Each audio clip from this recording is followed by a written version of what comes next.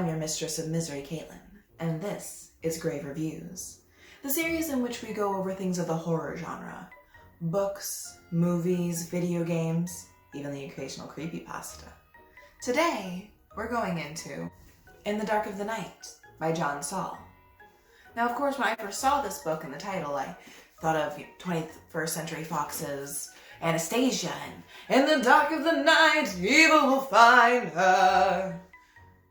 Of course, this book has nothing to do with Anastasia or Rasputin, but I did hope that terror would find her. So we're first going to do a brief summary of the book, and then we will get into all the dirty, gritty details, and we'll tear it apart like crows tearing apart carrion on the side of the road. Shall we? So the book starts off with a man rowing out into the middle of the lake while these voices are plaguing him, telling him to stop. But he doesn't stop. He puts this unknown item, into a lobster trap that's going to be weighted down with an anchor, and he throws it over the side of the boat. But unfortunately, somehow he got tangled up in the rope that was connected to the lobster trap, and he gets pulled down with it. 7 years later, the house that he owned is finally up for rent. And the Brewsters, Eric, the son, Marcy, the daughter, Meryl, the mother, and Dan, the father, are going to rent it. Much to Meryl not wanting to, but Dan deciding to take the reins and yeah, we're going to rent it. We're going to go up for the summer. And Eric is very excited because his friends go up to Phantom Lake, where the house is located, every summer, and he's always wanted to go with them, but never did because his mother worried too much about leaving the house unattended for the entire summer. But they end up going, despite things happening that's like, hey, maybe you shouldn't. It's like the universe is saying, hey, don't do it.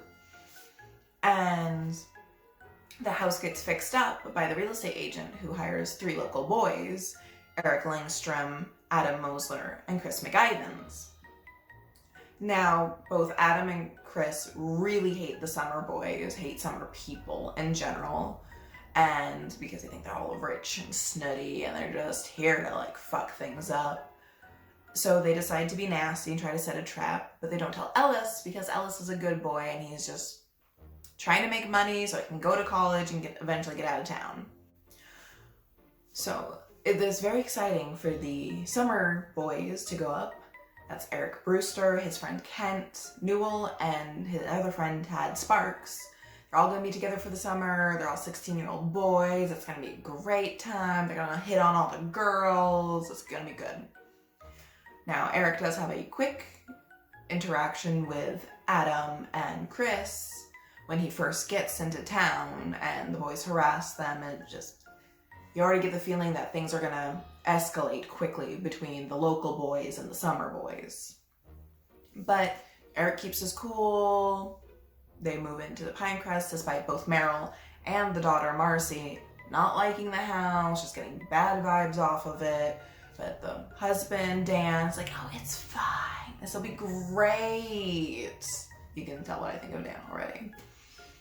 And so they all move in, and while they're fixing up the house and everything, settling in, they see that, there's a stagecoach house that's meant for all the storage, and they see a boathouse that actually has a working boat in it, and it's all good.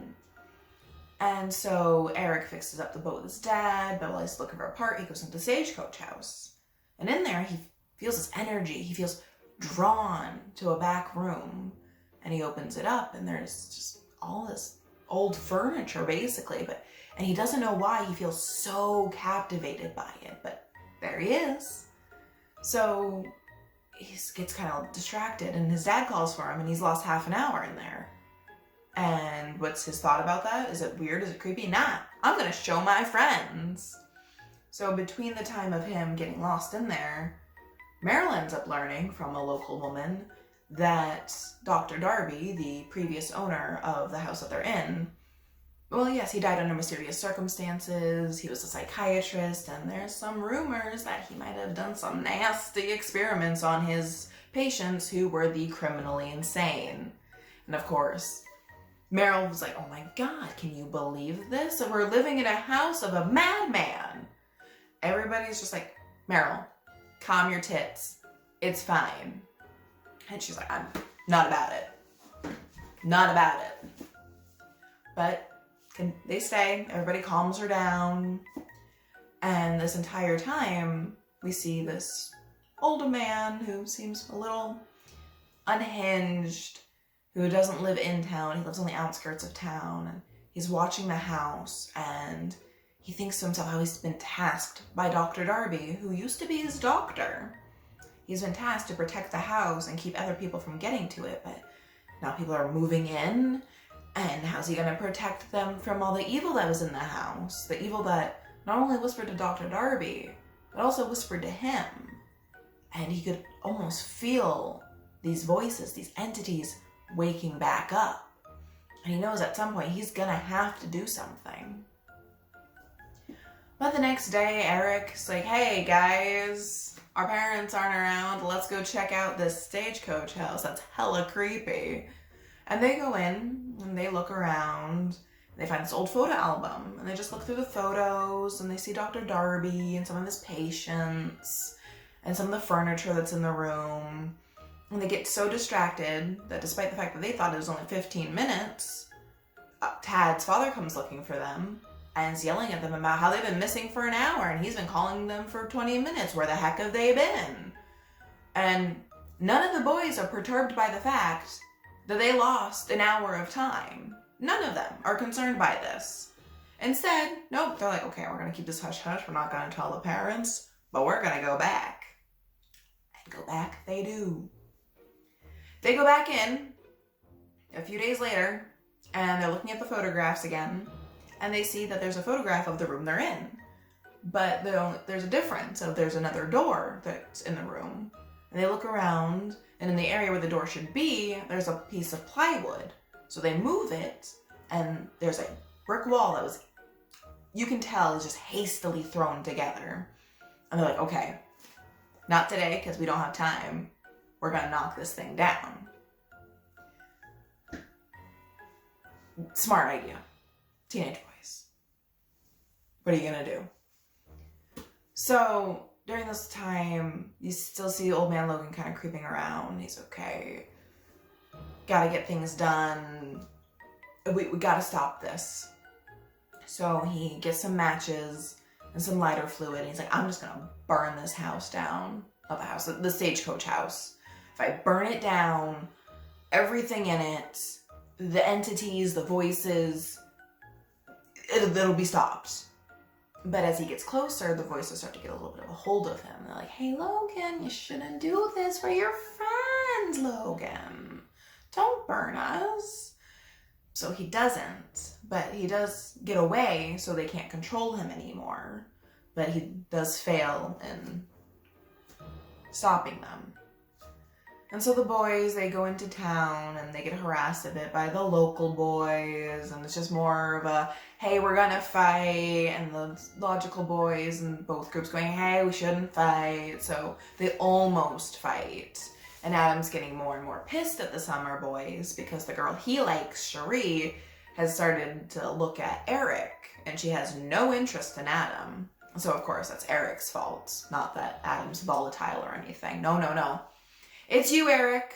How dare you be alluring with your rich parents? It's not me who's a total asshole. Oh no, it's you. It's you. Almost fights. And so the boys eventually get items so they can break down the brick wall. And so they do. They tear it down as fast as they can. But once it's open, they're all like, oh, I don't know, guys. It's kind of creepy in this dank, dark hole. But they go in. And once they're in there, they're fascinated by what they find. Despite knowing that it should be a tiny little room that's filled with like desks and chairs and tables and boxes, it feels huge with all these items. And they're just drawn to it. They feel this tingling energy start to fill them. And so they're looking around and they find a ledger, and they end up figuring out with the shorthand that the ledger's itemizing everything in the room, where it was gotten from, how much it cost, and some of the items are like, holy crap, he spent $35,000 on this table. this crappy Formica table. And then they're not sure why. And, okay. And they lose another hour of time. Like, okay, we gotta figure this out, but it's kind of dark in here. We need to get lanterns. So, and they've been left alone this entire day. So they go back into town. They're like, we're gonna get some sustenance. We'll get some lanterns. It'll be good. And they're eating the pizza that they got, but none of them are really interested. They just want to get back into that stagecoach house. They just want to figure out what's going on. They need to. So while both Tad and Kent decide to go get the lanterns, Eric's like, yeah, guys, I'll catch up with you in a bit. I see my boo over there, Cherie. I'm going to go talk to her. And all this proves to me is that teenage hormones are stronger than century-old entities. Who knew that teenage hormones could be ghosts? Now you know. But he goes to talk to her, and of course Adam shows up. Again, and another almost fight happens. But both Eric calms down Kent, Ellis calms down Adam. They part ways with, you're a dead man if I ever see you again, kind of stuff. But they go back in with their lanterns to the stagecoach house. And they turn on the lanterns, now they can see everything. And they really start reading the ledger. And they start going through like the desk drawers and boxes and stuff. And in one of the desk drawers, they find some scalpels. And they just feel this urge that these scalpels and these doctor's tools belongs in this doctor bag they found. And they put them inside. And that feels right. And then they open another drawer, and there's a table leg. And they realize the table leg belongs to the Formica table. So they put that together, and that feels right. And by doing that, they're able to get to some boxes that were holding the table up. And inside those boxes, they find a hacksaw blade and a hacksaw handle. And they put that together. That feels right too. All this time, they're not thinking to themselves, this is a little weird. Why do we feel compelled to put these things together? Why are all these random things in this place taken apart? Oh, should we heed the message at the end of the ledger saying, hey, I have all the items, but I'm not strong enough to destroy them. I hope there's somebody else who's strong enough to destroy them. Nah, let's ignore that. And that night, all the boys end up having the same dream, that they're stalking a woman in the misty streets of London. And she's a prostitute, and they're like, hey, let's go into this room. And instead of engaging in adult activities, they kill the woman, tear her apart, hinting that this dream is like their Jack the Ripper. And at the same time they have this dream, the cat that the family had brought up with them from their house also ends up getting murdered. I don't know why John felt like he needed to go into detail about this, but he does. And so the next day they wake up, they're all feeling very bleh. None of them at this point are aware that they all have the same dream. Eric finds bloody rags and a liver in the trash can, hears his sister crying for the cat, and goes, nah, I didn't do anything. Cover it back up. He finds out from the boys that, hey, we all had the same dream. This is kind of creepy. What's going on? And we also see that old man Logan is getting influenced a bit because he has this bundle that we find out is the cat. And he follows all the missing posters that the boys had put up during the day to try to find the cat that they're pretty sure was dead. And Logan follows the posters to the sheriff's office and drops off the cat because that's the right thing to do. We can see from all of this that old man Logan is just not all there. And so the sheriff brings the cat to the family cries, they hold a funeral, so on and so forth. Then that night the boys have another dream that they're running from this menace that's chasing them, like something evil is following them and they can't get away from it and it's freaking them out. And they're able to find a weapon, this club, and they raise that club and they're ready to beat down this entity that's coming towards them. But while they're having that dream, Ellis gets into a fight with Adam, and both Adam and Ellis are very drunk. So Ellis decides to just walk off and go into the woods. But as he's walking, he gets lost, despite the fact that he's lived there his whole life. And somebody comes, he runs, he just starts getting freaked out. and somebody comes up behind him and he sees them and he goes, "No, don't." And they beat him with a club. Well, the boys go out into the woods the next day while discussing the stream that they shared again, and they find a stick that has blood on it, and they're all freaking out, like, "Oh my God, did we murder somebody?" And so they freak out, they run away, they're not gonna touch it. And then they decide, hey, everything's normal, everything's fine, let's go to this dance that's being held tonight. And Eric, of course, is like, "Well, yes, I have to go to this dance. I was invited by Cherie. I'm gonna dance with her. We're gonna get it on maybe a little bit." Like, okay, you're freaking out because you're having dreams that you're murdering people, but then you're still, again, just proving teenage hormones are stronger than evil that's been marinating for centuries. Just goes to prove it. Just goes to prove it.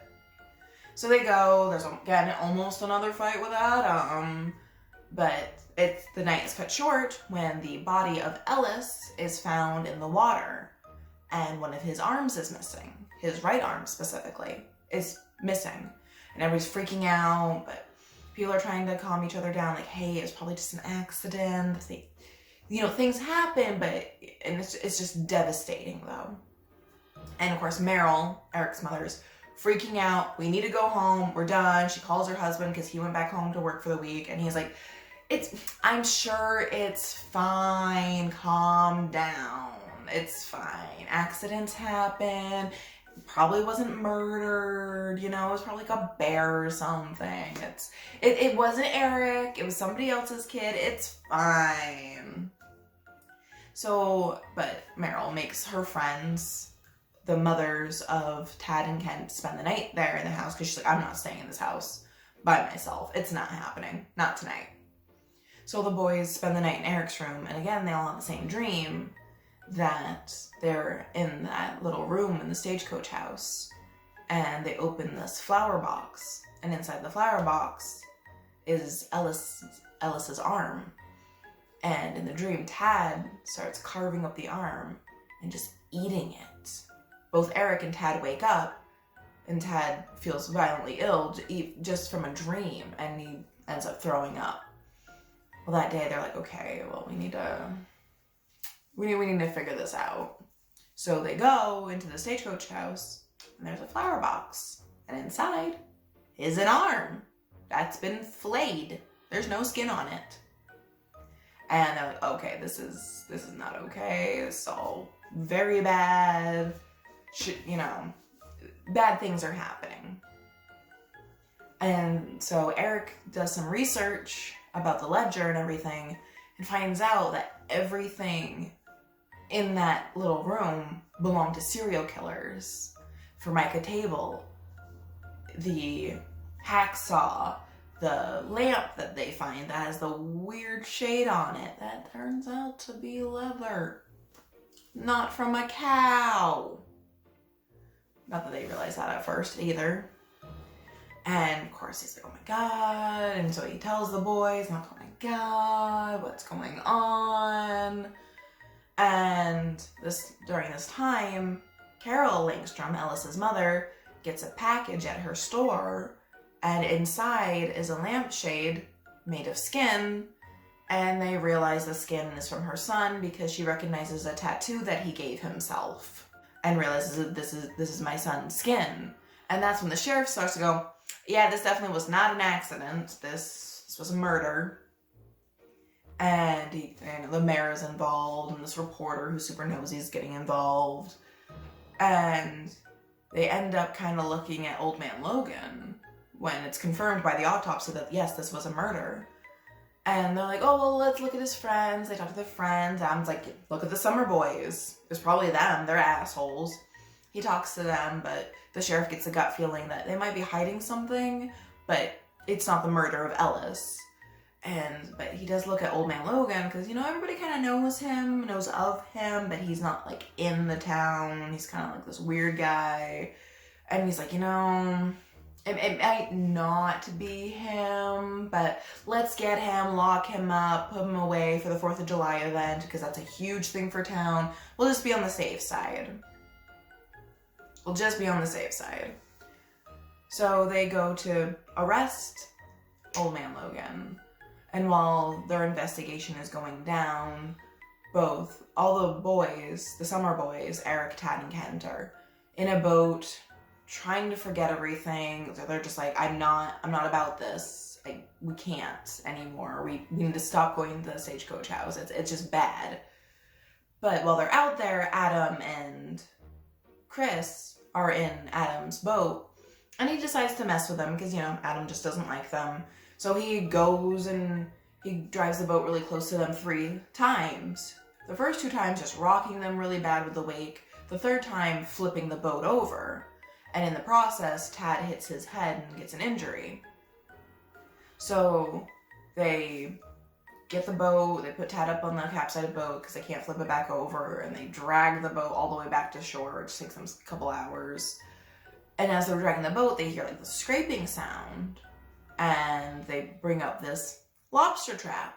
And inside the lobster trap, they find a rusty axe blade. And for some reason, their fears kind of become assuaged a little bit, and like, hey, this is kind of cool. We should, take this in.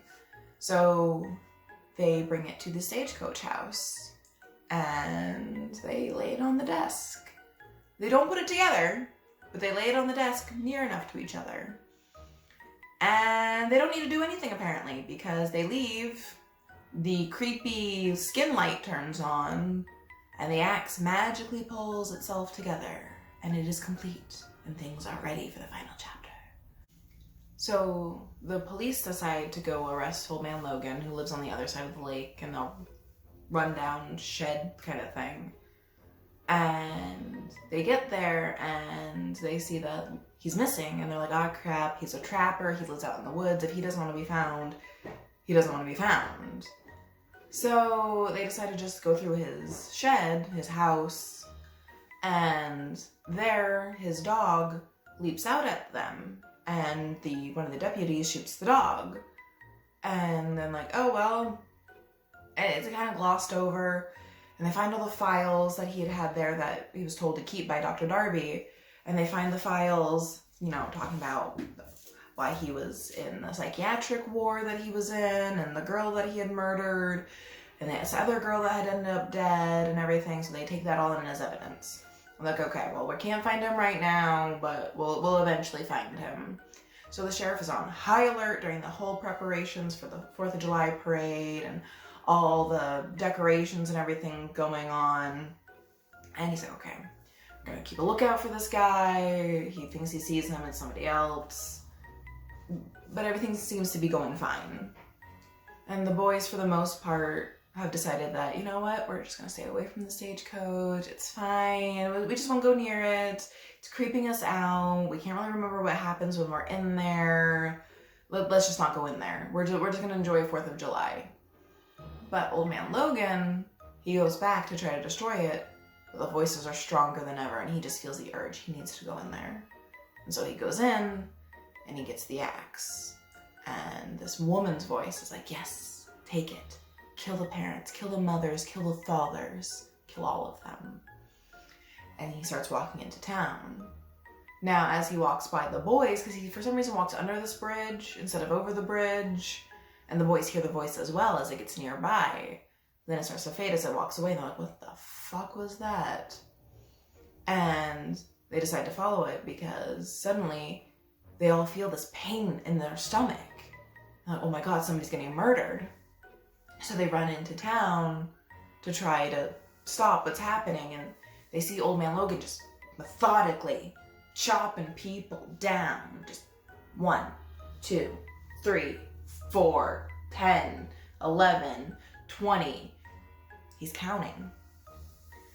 And as he gets through the crowd, and a lot of the sounds are being muffled by the fireworks display going on, he gets close to the Brewster family, Eric's family.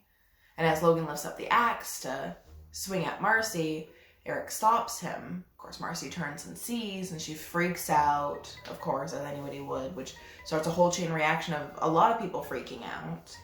And Eric gets the axe away from him, and Logan nods, knowing what needs to happen, and Eric kills him. And all the boys hear 40. And with that, it's over. The police come. Everybody tells, yes, it's self-defense. He killed him in self-defense. Look at all these other people that this guy murdered. It's done. It's closed. The Brewsters, the Sparks, the Newells, they leave. They're not going to stay there for the summer. Like, all these things happen. It's terrible. And 5 years later, the boys go back to see to try to, like, settle things. Like, for the most part, they put it out of their minds, but they like, okay, we're done with college. We need to know what's going on. And they go back, and the town's like a ghost town. After that whole murder spree, the whole town got shut down, and it was a tourist town that depended on tourists, and there's no tourists at all because of the whole, the murders. And so they talked to the librarian who they had talked to before 5 years earlier. And she's like, yeah, it's bad, but, it is what it is.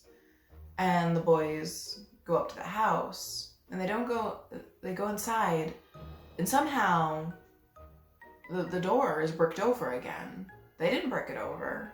And they're wondering why it's bricked over, but they put the plywood back in place, and they're like, okay, well, we're just not going to touch this. And they drive away, and they all agree to never go back. So, yeah, it was an interesting story. There's a lot of details that I did kind of just skim over, but I'm sure you got the impression. I'm not a big fan of this book for a few reasons, and some of them are because John Saul put in so many details that just didn't need to be there. And I'm like, why? Why are you throwing all these things in? And he throws in these things I think are going to be interesting. Like, he constantly puts in about Meryl worrying about things. Like, her friends picking on her. Okay, Meryl, she heard Ashley Sparks say as she put her pen and book aside, folded her arms across her chest, and gazed darkly across the table. Start with the list of worries so we can all get it behind us. Meryl flushed, forced herself to grin, and quickly searched her mind for something other than the truth. Okay, she finally said. How's this for starters? Is there a good grocery store up there? A pharmacy? A clinic? In case somebody gets hurt? And an ambulance, Ellen Newell chimed in. Don't forget an ambulance. And so they give this worry, and it's constant for chapters. There's just constant worry, and everybody picking on her and dismissing it. Literally everybody. The only person who does not pick on her for it is her daughter. But her friends, both Ellen and Ashley, pick on her. Her own husband, Dan, picks on her and goes, oh, you worry too much. You worry too much. It's fine. Her own son is like, oh my God, you went a whole 30 seconds without worrying about something. That's a record. And it's just constant dismissal. Constant dismissal. And okay, so you build up her worrying about things. Like I said, it's for chapters. And as somebody with anxiety myself, I can understand just needlessly worrying about things that may not even happen. I get it. I totally do. I'm like, oh shit, what if I don't wake up at exactly 8 o'clock? So I forget to go get gas in my car, and then I run out of gas as I go to my job. Or, one bad thing happens and you worry it's going to happen constantly. I had my tire come off my car, so now every time my car feels a little wonky, I'm like, oh my God, am I losing my tire again? It's just... So I can understand the worry, and the constant teasing and dismissal is just, it's rude. Even my friends who are like, Caitlin, you might be worrying a bit too much. They don't do it out of like, oh my God, here you go again, worrying. Oh my God, you went a whole 30 seconds. That's so good.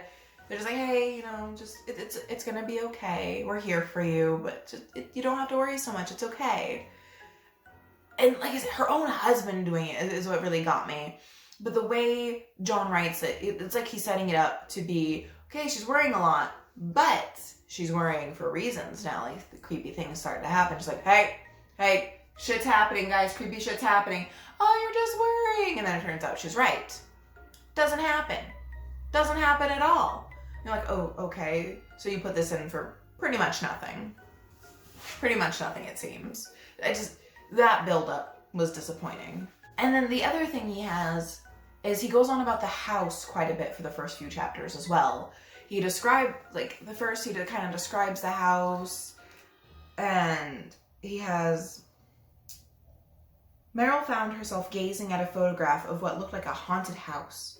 It was a huge Victorian Gothic, and nothing at all like the charming and comfortably small lake houses in the pines that the Newells and the Sparkses had been renting for years. So he describes the house quite a bit. He spends quite a bit describing the house when the realtor is going through, and describes how everything's in perfect condition. The kitchen appliances had been put in 10 years before. Everything was new, but it had been abandoned for 7 years. So it's weird that there's no holes from mice. There's no electrical things to go on. There's no rust in, like, the pipelines. Nothing. The only weird thing is there's a light bulb missing that doesn't even show up again later. Like, okay, so you're gonna tell me that this shit's happening, but it doesn't actually matter? And then another description is when Old Man Logan is kind of like scanning the house and everything.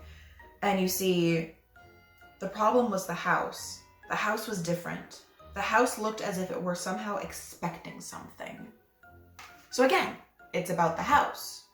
But then you learn it's not about the house at all. It's about the Stagecoach house. You know, the separate entity, the separate building that's not even attached to the house. It's a whole different thing.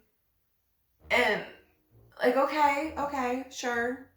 But why are you describing the house so much and saying the house, the evil in the house, when it's not the house? It's the garage.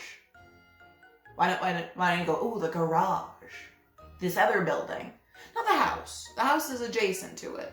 But the house isn't actually important. But I'm going to describe it a lot like it is. But then it's not. So, you know, wasting everybody's time here. And another thing he did, like I said, he adds all these things like they're important, but they're not. When the boys, the local boys, are cleaning up the house, they have it so Adam and Chris are going to go set up a trap. And you think, okay, that's going to be important later. They're going to set up a trap. And then, you know, something's going to happen where they're like, the entity's coming around and they're trying to escape from the entity. And this outside force of the boys setting up a trap, that's going to make it harder for them. Somebody's going to get hurt. Somebody might die because of this. Nope, it's never mentioned again. So why even put that in there? Why even put it in there? And if it's not going to work, be like, oh, you know, they kind of set up this trap and it kind of half went off while Eric and his friends were searching the Stagecoach house, but it didn't actually do anything. It just gave them a little bit of a scare. But it's never mentioned again. Never again. And then while Ellis Langstrom, when he's drunk and he's getting lost in the woods, he sees this weird, creepy tree that he had never ever seen before, and it just gives him this evil feeling. But nowhere else is this tree described, not even in the dreams that the boys have, or anything about the serial killers. It's just, creepy tree, run from creepy tree, and that's it. It's not mentioned again.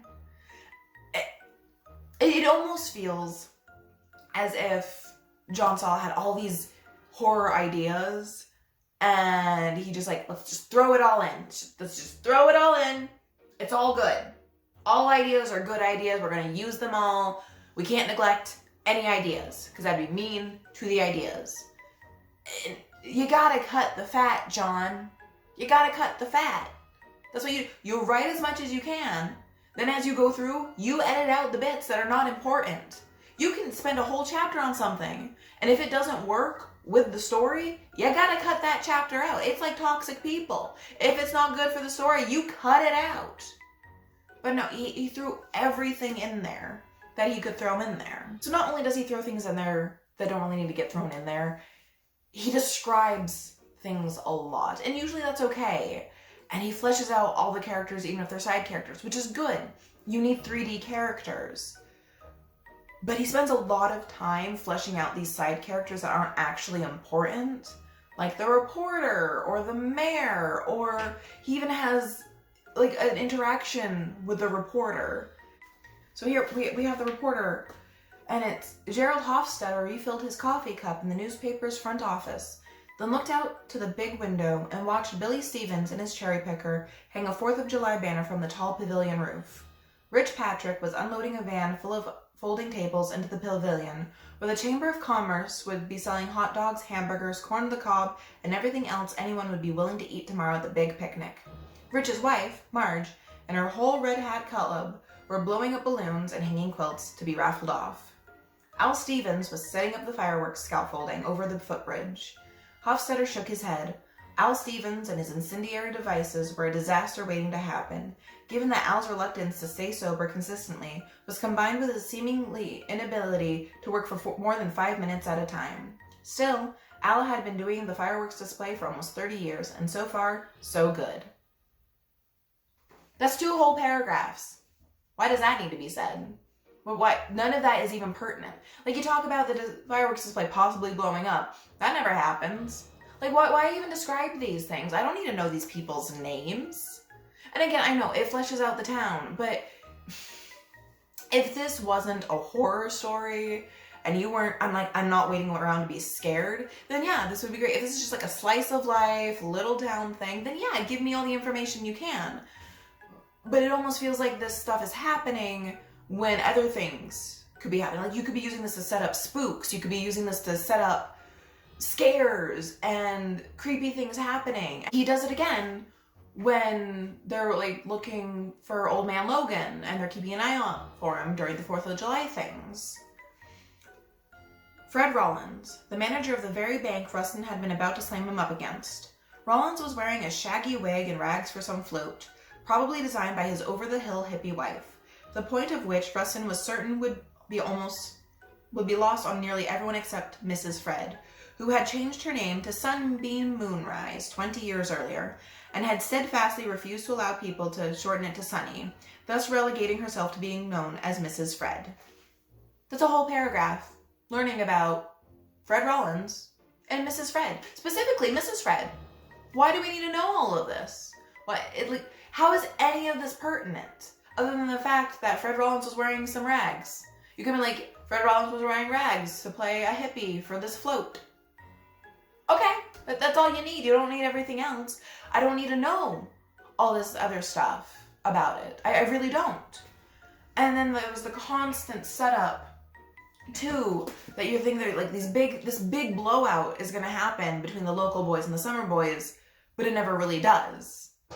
It's constant. They almost had a fight. They almost got into another fight. Oh my God, they almost started throwing hands. There was an almost fight, guys. Oh, so are they actually going to fight? Ever? But they don't. It's a lot of setup for something completely else to happen.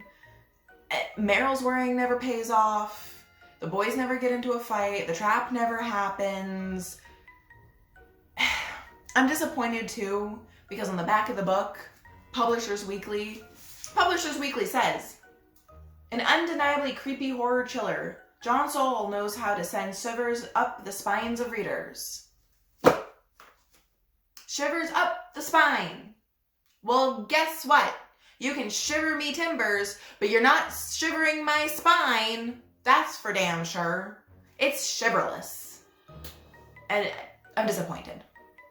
The serial killer aspect, it was interesting, but you didn't really go into detail. Like, he went into detail about these other things that didn't need detail, but then he doesn't go into detail as to why Dr. Darby was so interested in serial killers. Like, oh, he's a psychiatrist. He works with the criminally insane. He collected all this serial killer memorabilia. Okay. That's it. We're not going to talk about that anymore. Okay. So I need to know why Fred Rollins is dressed like a hippie and the backstory of every town folk person, but you can't tell me why Dr. Darby was so interested in serial killers? Was he trying to fix them? Give me some details here, John. Anyway, it's the whole thing, it kind of fell flat for me. The ending was super disappointing, especially with how quickly the beginning grabbed me, with Dr. Darby going out into the lake and the voices calling to him and everything. Like, the voices, that was interesting, but it fell flat for me. And now, we're going to rate it. And now the rating system here is a little different than other things. It is on a scale of 1 to 5, but we don't use numbers here. Oh no, this is grave reviews. We're not going to be simple. The lowest, or 1, as you could say, is a roadside ditch. If your book is a roadside ditch, or your story is a roadside ditch, it's bad. Then we have a humble grave. Then we have a crypt. Next is a tomb, and the greatest achievement that you can get is a mausoleum. In the Dark of the Night, by John Saul, gets a humble grave. It wasn't terrible to the point where it deserves roadside ditch. The writing itself was well written. Like, good grammar, good story building, except for the fact that this is a horror story. If it was literally anything else, I would have been fine. If it was just like a, hey, this kind of creepy thing happens, I would have been fine. But you're setting up this big scare, and I'm disappointed. I didn't get a big scare. I didn't even really get a little scare. I was intrigued, but I wasn't ever scared. There was nothing that made me think that, you know, there's a bump in my house. I'm like, oh my God, is it this thing that I just read about? No. And I'm disappointed. So you get a humble grave, John Saul. I'm disappointed. Now, that's been Grave Reviews for this session. I hope I'll see you all again soon. Until then, scare you later.